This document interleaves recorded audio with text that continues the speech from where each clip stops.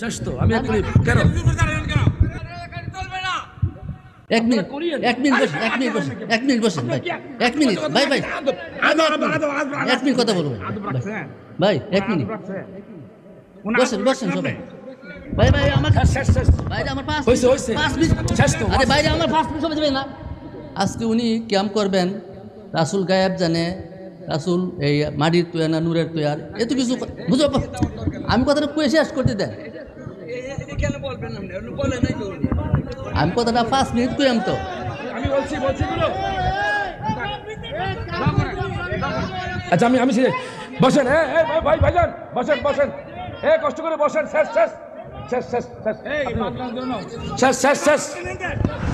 বসেন। আমি বলছি দাঁড়ান আমি কিছু বলি নাই, আমি আপনাদেরকে বলছি কিছু, আবার কথা বলতেছেন। চুপ থাকেন বসেন আমি কোনো দিচ্ছি না শোনেন আপনারা সবাই বসেন এখানে হুজুর আছে, আমি কিছু আমি জানি।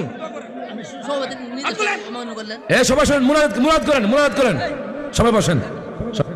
এই বক্তার পদাচরণ আরো আমাদের এলাকায় হইব, আমরা তাকে আরো দেখতে চাই কি চাই না। তার আওয়াজ যেমন, তার আওয়াজ বয়সটাও ভালো, গলাটাও সুন্দর। আল্লাহ তার এলেমের মাদ্দা, ওয়াজের মাদ্দা, হায়াতের মাদ্দা সব কিছুর মধ্যে বরকত দেয়া দেব। ওয়াজ হলো বরের কথা, চেহারা দেখলে তো একটা মানুষ হেদায়েত হয়ে যায়, সুন্দর একটা চেহারার মানুষ। আলহামদুলিল্লাহ, আমরা খুশি না বাজার? শুনেন একটা কথা, আল্লাহ তাআলা কোরআন শরীফে বলছে যে যারা ঈমানদার, এর সামনে যখন কোরআনের আলোচনা হয় ইমান বাড়িয়ে যায়। পরে একটা কথা কয় কি,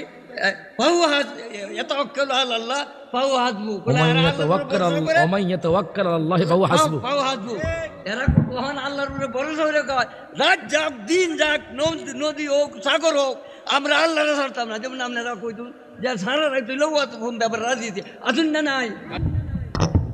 নবী গো আমার মরণের কালে আপনাকে কাছে পেলে থাকবে না মরণ যন্ত্র। আপনি কিন্তু দৃষ্টি করবেন না, শেষ তো আমি কেন না করা হয়েছে না। বসেন বসেন